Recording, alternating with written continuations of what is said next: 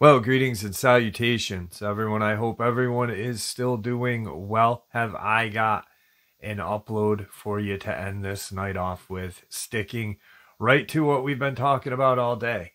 Just some very strange genetic creatures, the government, the alien agenda, and just, like I said, strange, deadly creatures. Before we get into it all, though, a couple links. As many of you know, I rely on Patreon, PayPal, channel membership, and the merch to help the channel to continue to grow and go. Links to Patreon, PayPal, and channel membership is in the description below. Merch displayed directly under the video. Also, Dogman, Frightening Encounters, Volume 1 through 3, the audiobook versions. They were written and researched by Tom Lyons, narrated and produced by me, Jeff Nadolny. Those audiobooks are available on Audible, Amazon, and iTunes, links to which are also in the description as well. And finally, last but definitely not least, if you'd really like to help support this channel to continue to grow and go, simply subscribe. It does not cost a cent. Click the like button, takes half a second. If you don't want to miss out on any of the informative uploads that I put out daily, click that bell icon, and folks, please leave a comment. Why? Well, because all of these things really do help the channel to continue to grow and go. And yes, folks, they do matter. Now, everyone, I have taken far too much of your time. Let's jump into this night-ending bonus upload, shall we?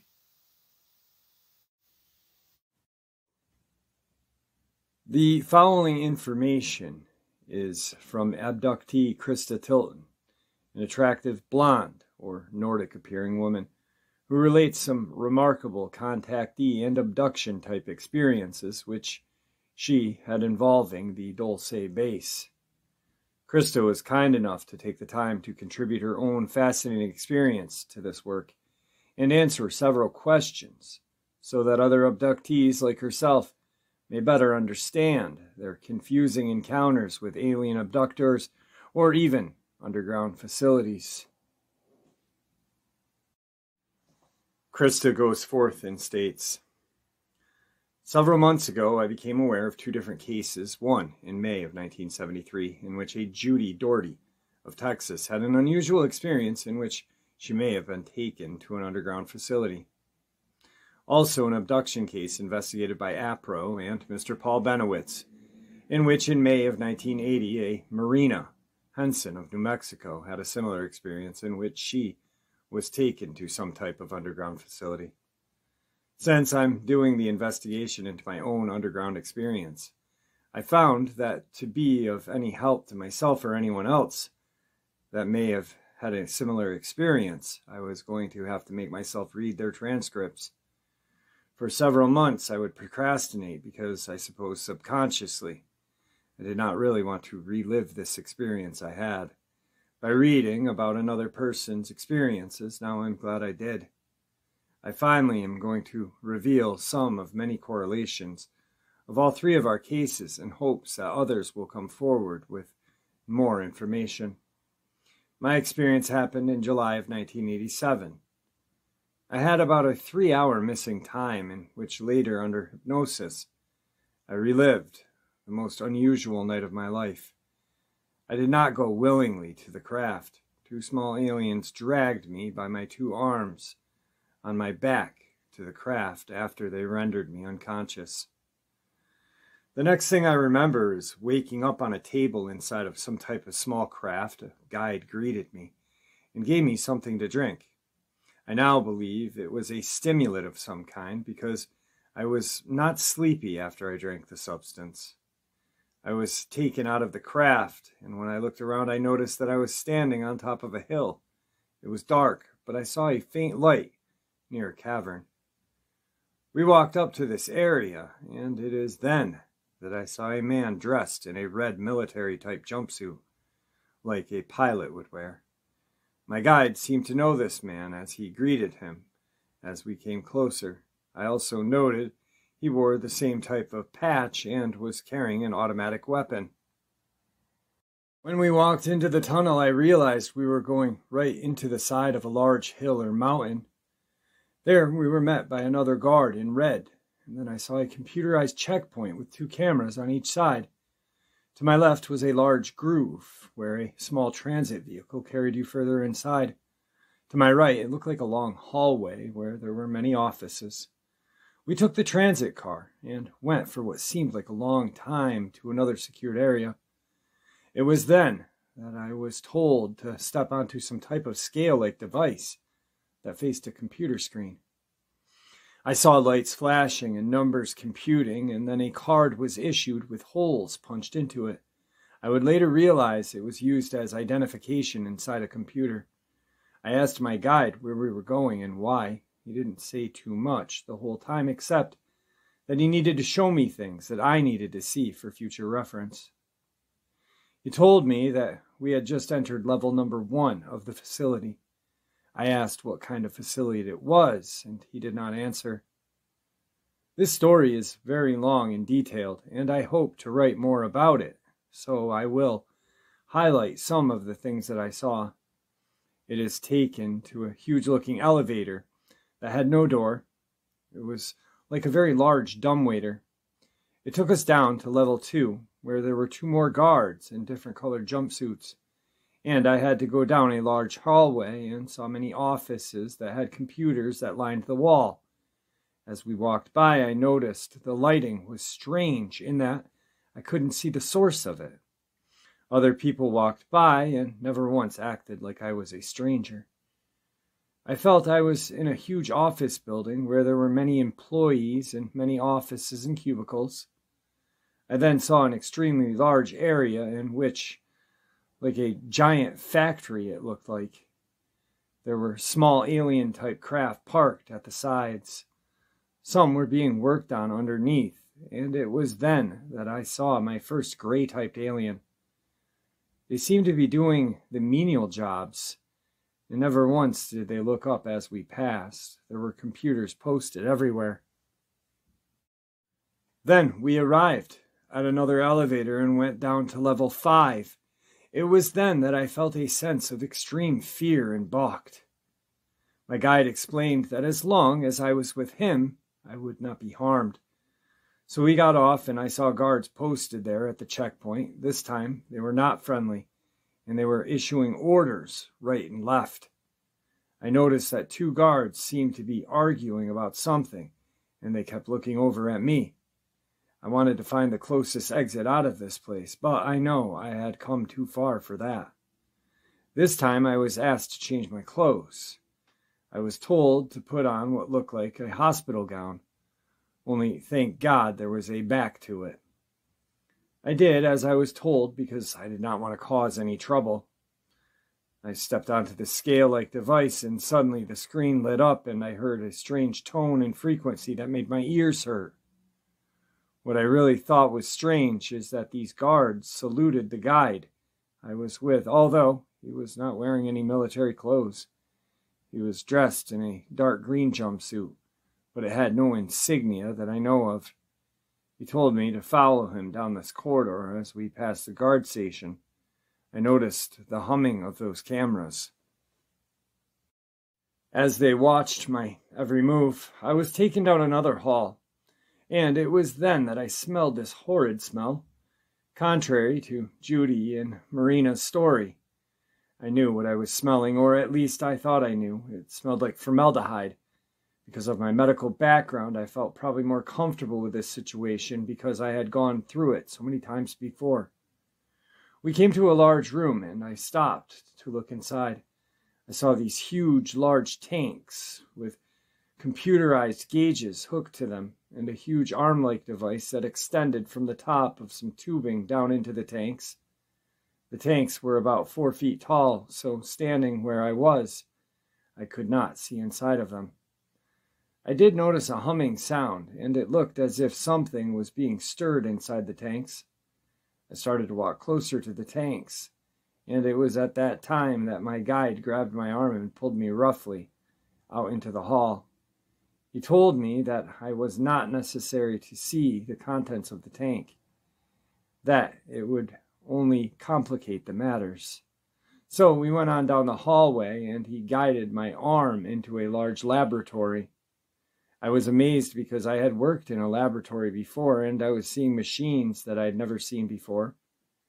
It was then that I turned and saw a small gray being on his back, turned doing something at the counter. I heard the clinking of metal against metal.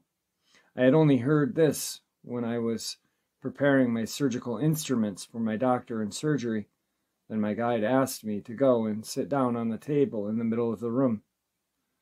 I told him that I would not do it, and he said that it would be much easier if I just comply.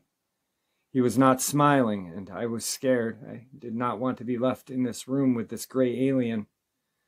About the time I was thinking this is a human man entered. He was dressed like a doctor with a white lab coat and the same type of badge I was issued. My guide went to greet him, and they shook hands. I began shaking. I was cold. The temperature seemed awfully cold. My guide smiled at me and told me he would be waiting outside, and I would only be there for a few moments. I began to cry. I cry when I get scared. The gray alien took a look at me and turned around and began to continue what he was doing. The doctor called for more assistance, and it was then that one of the other gray aliens came in. The next thing I knew, I was very drowsy. I knew that I was being examined internally, and when I lifted my head, I saw this horrid gray alien glaring at me with large black eyes. It was then that I felt a stabbing pain. I screamed, and then the human doctor stood next to me and rubbed something over my stomach. It was cold. The pain immediately subsided. I could not believe what was happening to me all over again. I begged for them to let me go, but they just kept working very fast. After they had finished, I was told to get up and go to the small room and change back to my other clothes. I noticed blood if I had started my period, but I continued to get dressed, and when I came out, I saw the guide speaking with the doctor in the corner of the room. I just stood there helpless. I felt more alone than I ever had in my entire life. I felt like a guinea pig. After we left the laboratory, I was silent. I was angry at him for allowing this to happen to me again, but he said that it was necessary. He told me to forget about it. I see more aliens pass us in the hall. Again, it's as if I was a ghost. I asked my guide to please explain this place to me. He told me it was a very sensitive place and that I would be brought back here again in a few years. I again asked him where I was, and he told me that I could not be told for my own safety. We then got into a small transit car, and it took us to the other side. It was there that I saw the most disturbing things of all. Unlike the other two women, Marina Henson of New Mexico, who was abducted to the Dulce base in May of 1980, and Judy Doherty of Texas, who had a similar experience in May of 1973 that was investigated by APRO, and Paul Benowitz, who saw cows being mutilated. I saw what looked to me to be people of all different types standing up against the wall inside a clear casing-like chamber. I went closer, and it looked as if they were wax figures. I could not understand what I was seeing. I also saw animals in cages. They were alive. At this point, the guide escorted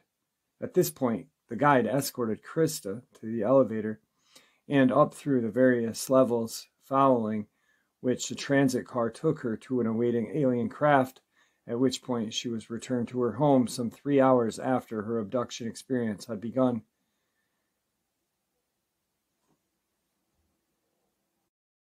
Incidentally, Krista claims to have experienced contacts with human-like beings from other worlds, one alien by the name of Maijan, who has dealt with Krista all her life and always wore an emblem of a feathered serpent, possibly symbolic of the ancient Mayan deity Quetzalcoatl. He also claims to have ancestors from the Aztec and Mayan race, as do several of the Talosians inhabiting the colony under Mount Shasta, California. Krista Tilton admits that of the human-like Pleiadians and Lyrans she has encountered, aside from her encounters with the short, tall gray, range from a strict non-interventionalist to a imperialistic factions who believe that conquering the planet Earth is justified as a means to subdue their perceived enemies on or below the surface of this planet.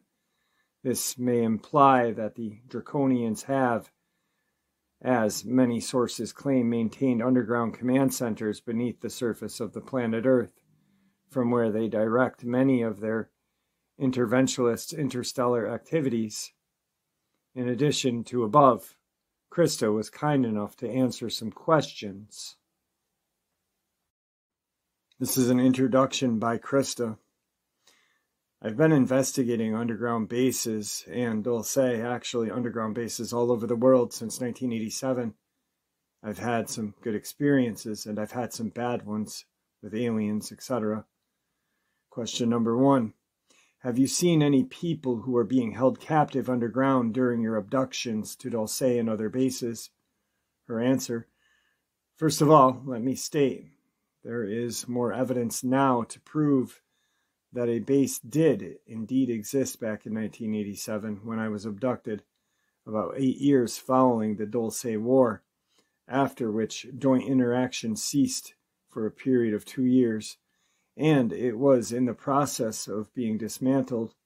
A lot of times the government will have underground bases for different purposes, and then will shut them down, board them up, concrete them in, or whatever, and go on and build another base somewhere else. What I will tell you is this. Let me stick with the question. You asked me, did I see any people being held captive during that abduction to Dulce? I remember seeing some individuals as I walked by. They looked as if they were in suspended animation.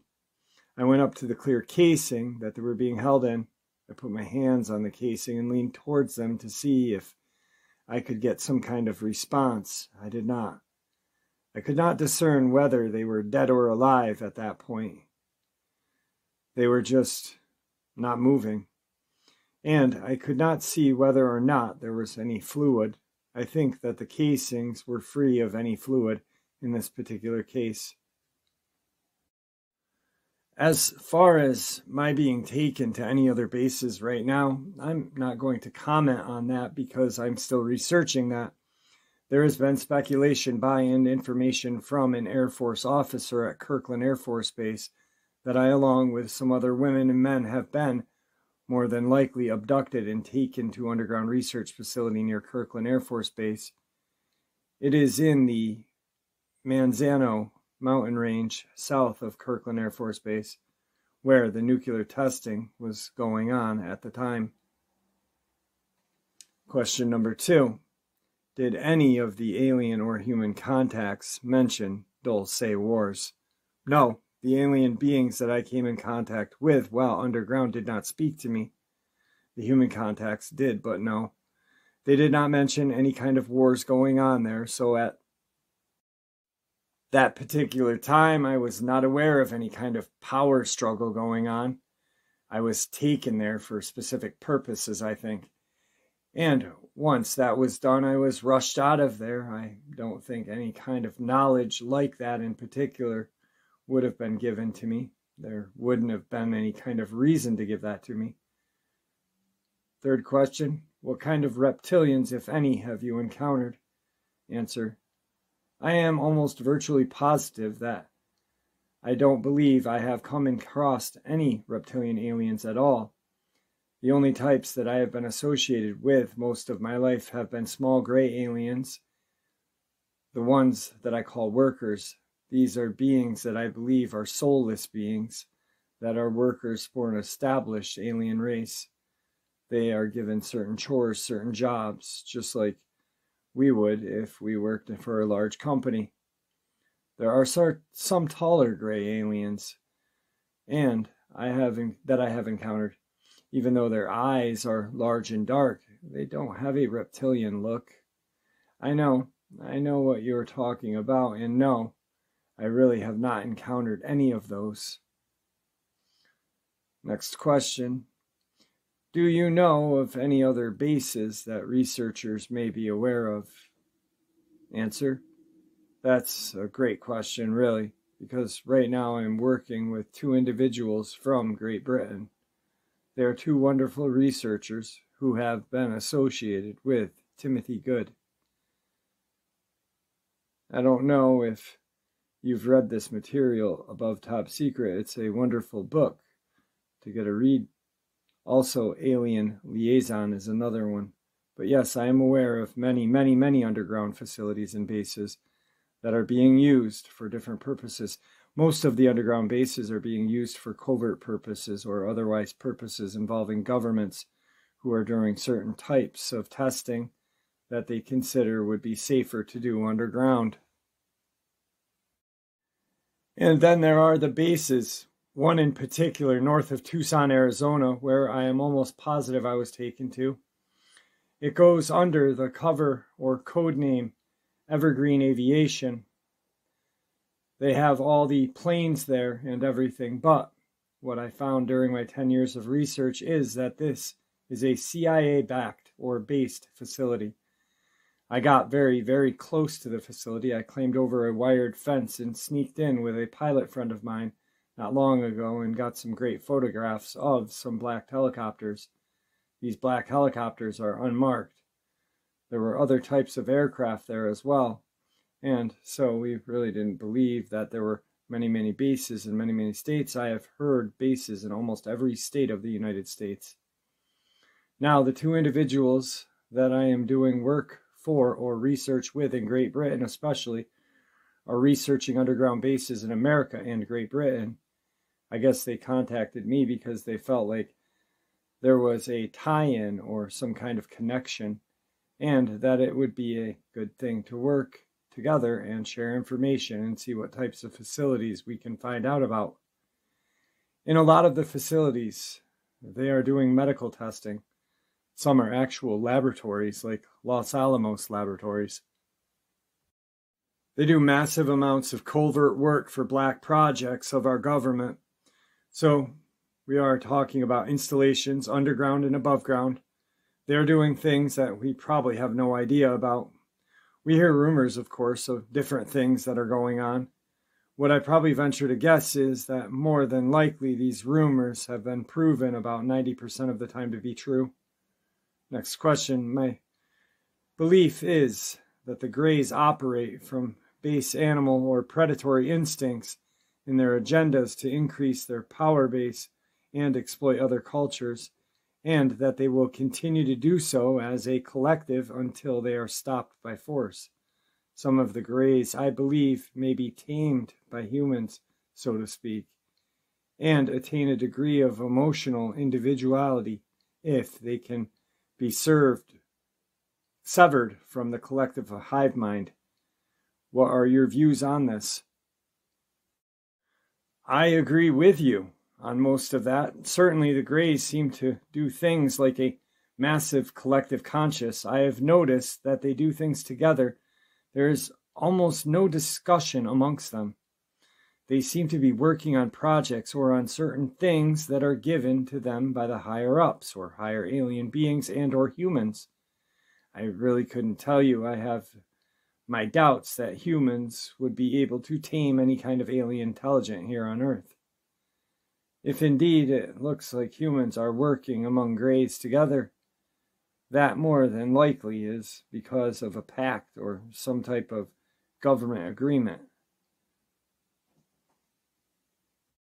I believe these aliens have come here for reasons, and certain individuals in the government have been given orders by their higher-ups to either give them opportunities to work alongside of these aliens for maybe a one-world purpose, unless it could be shown to me to be true that the humans tamed these Greys that were working alongside with me or on me. That would be very difficult for me to believe. Next question. Have you had encounters with any Nazi-type aliens like those described by Barney Hill, Alex Christopher, Vladimir Tarkowski, and others, alien fascists who date back to the secret Nazi flying disc experiments and who were allegedly working with the Greys and Reptoids. Answer: I have heard of these aliens, these Nazi aliens. Of course, where I first heard about them was from Tal Levesque back in 1987. No, I've never come into contact with what I would call a Nazi-type alien. Although, since most of my experiences have involved medical experimentation, genetic experiments on me and my daughter or family, I would have to say that it reeks almost of, if you think about medical experiments that were done on the Jews during the Holocaust, that is what I equate some of the experiments that have happened to me. It's strange because I'm part German. I come from a family of originally from Germany. So I do have some German blood in me, but I'm not leaning one way or another. And as far as being a bigot is concerned, I am very, very open to all races, creeds, colors of people working together to establish a wonderful world, if that would be possible. But anyway, no, I have not encountered these Nazi types, and I've certainly heard a lot about them. I've heard that they are very mean-spirited aliens. I don't know what their agenda is, since I have not had contact with these types. I really have no reason to do research on them. And also the same goes for the tall reptilians, although many, many friends and other researchers have contacted me telling their tales of these reptilian alien races. The next question: what are your views of a possible congressionally backed takeover of Dulce Base in the future? And what would be your views on dealing with the problem supposing the Greys did not surrender? Answer: through all of the research that I have done and all of the proof that I have come up with, the many times I have been up there poking around with researchers and other individuals, we are almost positive now. I don't know if you haven't heard. You may have heard the rumor, or although it was a rumor, but I am of the belief system now that this base is or was deserted and is no longer being used by our government. For what reason, I'm not sure. I believe a lot of it had to do with if there is indeed a military action there, which we have found proof of. We found some spent military charge casings up near where we think one of the base's openings are. We found sea ration cans. We found different types of antenna that governments would have used for communications. These are things that have been found up in these mountainous areas. If you've ever been there, you'll know what I'm talking about. These things tell me that my research partner, indeed, there was some type of military response there in the past. The areas I speak about that my research partner who lives in the area claims were some of the openings to the base have been concreted, cemented up. Now that's been done by somebody. So we know that some type of government official company, we believe it to be CIA-backed organization that was there. In my Dulce papers, I show an area of a ranch just north of the Archuleta Mesa. Near, we have been unable to track or find the individuals who have owned this property now for many years. What we've been told by individuals who lived in or around the area is that there is a landing strip on that particular property. There are large towers. I did get onto the property and close up enough to get pictures of these bulletproof towers that were sitting on the property. There were about 20, and there are only 5 there now.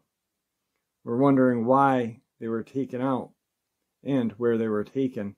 Anyway, I've got pictures of those. These are not just fire towers. Some people try to explain them away by saying, oh, those are just so our ranchers could go up into the towers and look for fires and things like that. The strange part about this is that you walk up the towers and there is dark black glass. You couldn't look through or see. And it's bulletproof. That's what's strange, is the opening. You are unable to get into these towers. We don't know if they were just put here for show. We really don't know exactly what they are. But we believe that they were placed there for a reason. We have no understanding of that. There have been sightings of planes, small Learjets, landing in and out of that area over the years. Nobody in the town of Dulce seems to know who owns that property. My research partner did track someone down who owned the property over 20 years ago, but after that it seemed to go into covert hands. The property also had what looked like a small wooden house. You could just walk in there. It's been evacuated, and there's nothing there.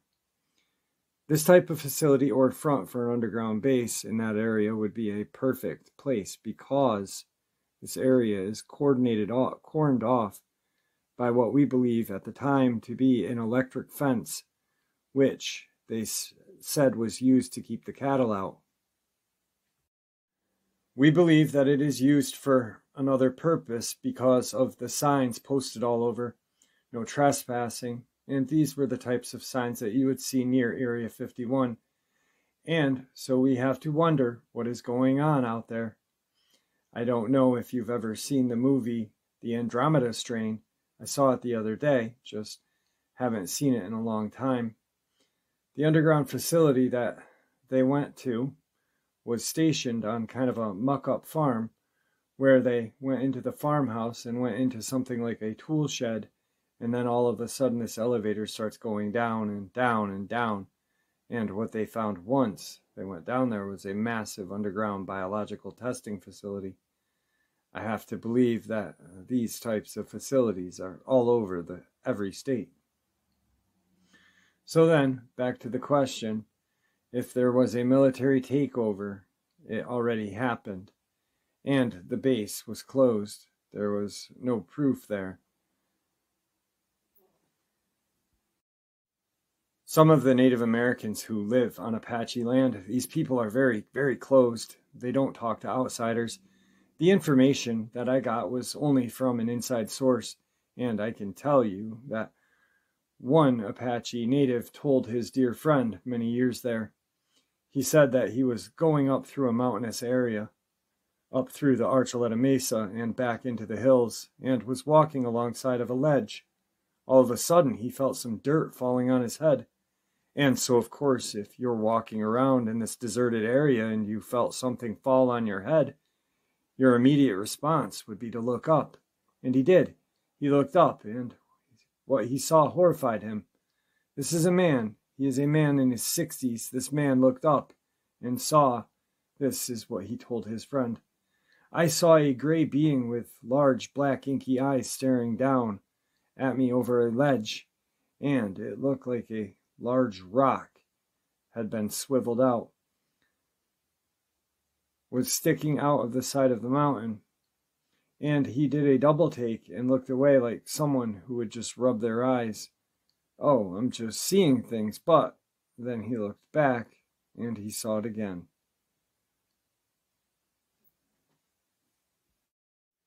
Well, this time he said he took off. He ran. He was running for his life. He was very frightened, scared, and what was strange is that this man is friends of a man high up in the Apache Tribal Council, but he has kept this secret from everyone except my research partner, and he told him that when he got back he was shaking. He was very frightened. So this tells me, and this just happened during the past couple years, this tells me there are still Greys inhabiting some parts of that base. Interesting question there that you had, because if indeed there is still part of the base that is still inhabited by the Greys, then certainly, if there is a problem, there may need to be congressional-backed military takeover of that base, or they may have just left it alone, just said, let the people of Dulce worry about the aliens. We don't want to deal with them anymore. I don't really know what happened during the military events that they had there. I don't really know what happened. I just know that I'm almost positive that there was some type of confrontation. So anyway, who knows? Who can say for sure? All I know is that there are a lot of these individuals that come up with different stories. There are individuals who are not the type of people to just come across with a tale. In fact, many of them are not interested in UFOs.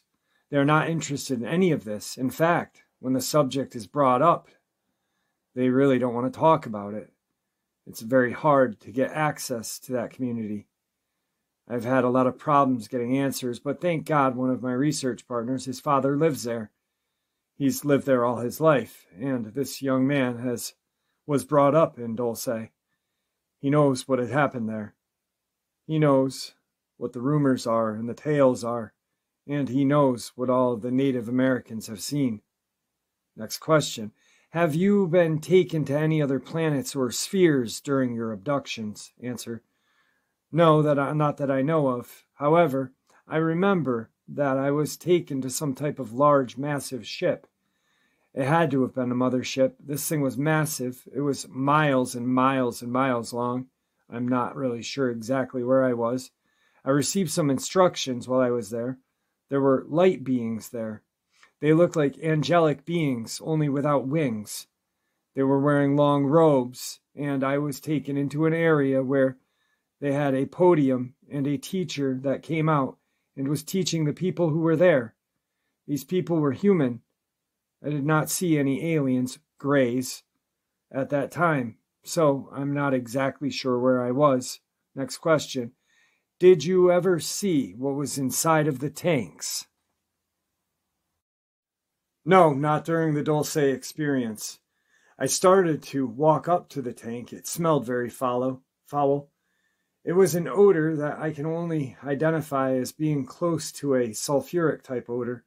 I remember when I first went into the medical field, we were invited downtown to view an autopsy, and the formaldehyde they used there was sickening sweet smell.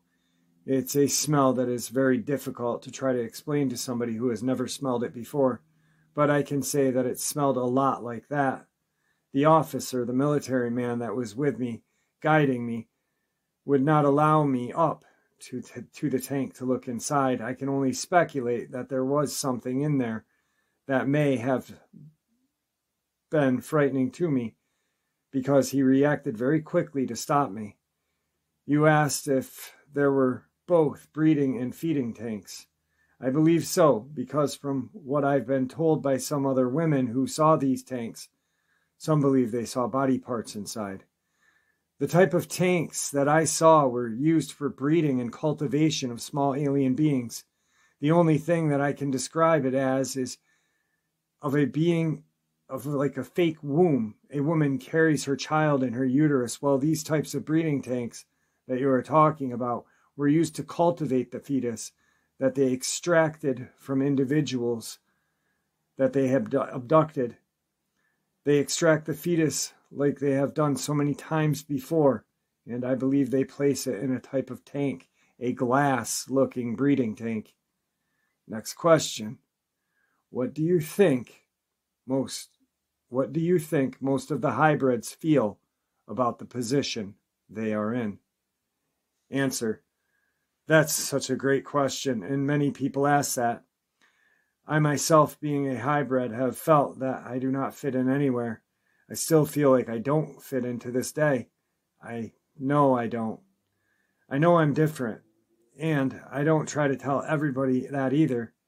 I just have accepted it and go on with my life. But I can assure you that every hybrid I've spoken to has told me, has tried to explain to me the emphasis and the feelings that they feel. They feel almost like they don't belong here on Earth. I certainly feel that I don't belong here. Next question.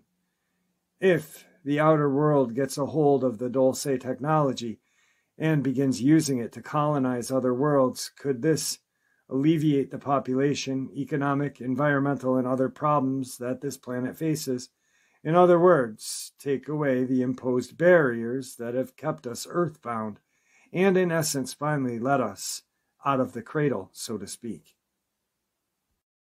The Greys, for one, do not wish Terrians to gain interstellar advantages, and so become a threat to their own empirical agenda, and operating through various power cults on Earth, they have succeeded in keeping interplanetary technology out of our hands and robbing us of our resources to finance the joint subterranean and external projects, many which projects and bases have been taken over entirely by their own kind and at our expense. Once robbed of our resources, the Greys use their psychological slaves on Earth to set us against each other, and then in turn around say, "Ha, you people are too violent to be allowed to have interstellar tech." Although there have been technology exchanges, it would seem that they are either being used as a ruse by the Greys to gain access to our society so that they can impose a global electronic dictatorship and or its technology that is being provided by Federation Nordics so that they can defend the planet Earth for the mutual benefit of themselves and their human cousins on Earth. What do you think of all this? Answer: I believe without a doubt that we have been working on projects to colonize the moon underground and also to colonize Mars. I've talked with scientists, I've talked with former NASA astronauts who believe without a doubt that is what's going on. They don't feel like it's anything alien. Some of the astronauts say they felt like, well, this is just technology and we've developed it on our own, and that certainly population is a problem that you have to think about way in advance, and that humans have come to all of these conclusions themselves. I disagree. I think that it is alien technology that has given to us, and I think that we are running with it, and we've already started. Like with a biosphere, a lot of people think that it's just for learning about our ecology and things like plants, animals, and all that. I know that's a front. I know of a lot of things that went on underground there. That is also an underground facility. It's a massive facility, and it's a wonderful facility. The technology there is being tested, was alien tech. All this will be used when they start to colonize the moon and Mars. These are the two planets right now. Actually, the moon is not such a planet. Some argue that the Earth's moon system is actually a double planet. As for other planets, it might be logical to begin with the polar regions of Venus and the equatorial regions of Mars. What would you consider the greatest weakness of the Greys to be? I can tell you right now that the main weakness of the Greys is that they have no soul. They are soulless. Do not allow them to tell you otherwise. Some of them have been known to try to impart some type of false religious prophecies on people that they have abducted. And the thing is, you have to realize that these aliens have their own agenda, and it's not something that I feel is positive, one really. So I have found out from dealing with them most of my life, they are soulless. They have no soul. And when it comes to my religious beliefs or background, I am not afraid to say it.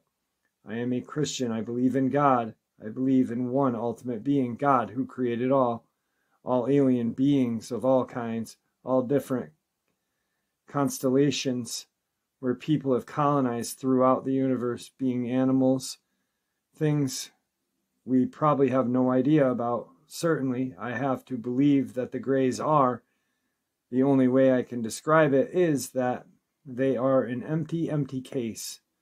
There's nothing there other than superior technology type brain apparatus up in their skull area. Otherwise, they are no use to us, really. They are really of no use. They are used to impart different technologies and give us info. But as far as trusting them, I don't trust them as far as I could throw them. What do you think our greatest strength as human beings are? Well, our greatest strength is our belief in God. Our greatest strength is that ability. And our only connection with each race is our connection with one supreme being, God. Now, I do believe that God saw at some point in our history the need for someone to guide us into the positive way of living. I believe that Jesus was born as an example of the way that God would want us to live our lives. If we believe in Jesus Christ as the Son of God, the one and only God, then we have to believe that it is all true. I believe that he, Jesus, will be coming back. I believe in angels. I collect angels' artistic representations. My best friend in Wisconsin sends me angel cards all of the time, and I send her angel things, angel that, angel jewelry, angel statues, everything, because I believe truly that angels walk among us. Believe me, I've seen them, I've dealt with them, I have spoken with them, for example, her experience on the mothership. However, in that case, we would have to ask if they are standing or falling angels, such as the rebel alien angels or fallen light beings that have been seen by abductees working in collaboration with the Greys and reptoids on their starships. I have several close calls where I can only state that these angels have appeared out of just nowhere and saved my life. So I have to believe that there are God beings, servants. They are wonderful. The 12th chapter of Revelation is revealing in this regard, as it seems to generally convey a picture of war in the heavens between humanoids who are backed by standing angels and reptoids who are backed by rebel angels, as well as prophecies that the reptilian power bases among the stars will be broken as the draconian forces retreat to Earth to make their last stand, and in doing so, they form a cavernous empire and support a global dictatorship in a desperate effort to gain human allies for one last-ditch effort, do or die assault on the heavenly denominations. The thing to remember would be to use caution, since rebel angels have the ability to appear as angels of light to those who are capable of deceiving. So examine your messages as though your soul depends on it. If you do happen to encounter such a being or beings, as for the draconians themselves, in all fairness, individual reptoids are not the ultimate enemy. The enemy is the Luciferian collective under which they serve, and the same can be said for the New World Order, which is prophesied in the book of Revelations. Those who are enslaved in this system by the choice or deception are not the ultimate enemy. The Luciferian system itself is the enemy. Something that is not often considered is the reptilian perspective in regards to physical and spiritual survival. One of the problems is that the reptilians are intelligent and sentinel enough, thanks to the part of the Luciferians who aided in destroying the original immortal status of both mankind and beast, to realize that when they die physically, they also die spiritually, due to the fact that they have no inherent soul. The reptilians fully realize this, and it terrifies them to no end. One of the reasons for the hybrid projects is not to develop certain physical attributes within their race, but most importantly, to give their posterity a soul so that they can survive beyond the grave, hopefully in an eternally bliss rather than one of torment. We should not say that because a being has reptilian genes, they are a result of evil. Evil is not genetic, but a choice. Because of the fact that many of the reptilians are mere cells in the Luciferian collective hive, it is not the individual reptilians that are at fault.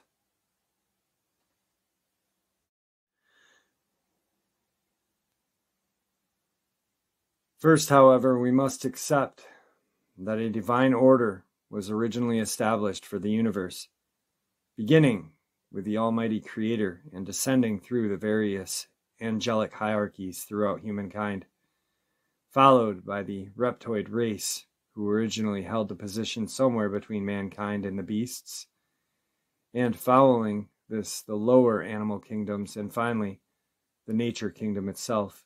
This is the original divinely ordered hierarchy through which divine life from the source of all creation cascades down from the higher to lower levels. If this hierarchy is broken, like it was as a result of the intervention by the fallen angels, then unity and continuity is destroyed and chaos reigns. The following is a case similar to Krista Tilton's case. It is the Donovan Masters story.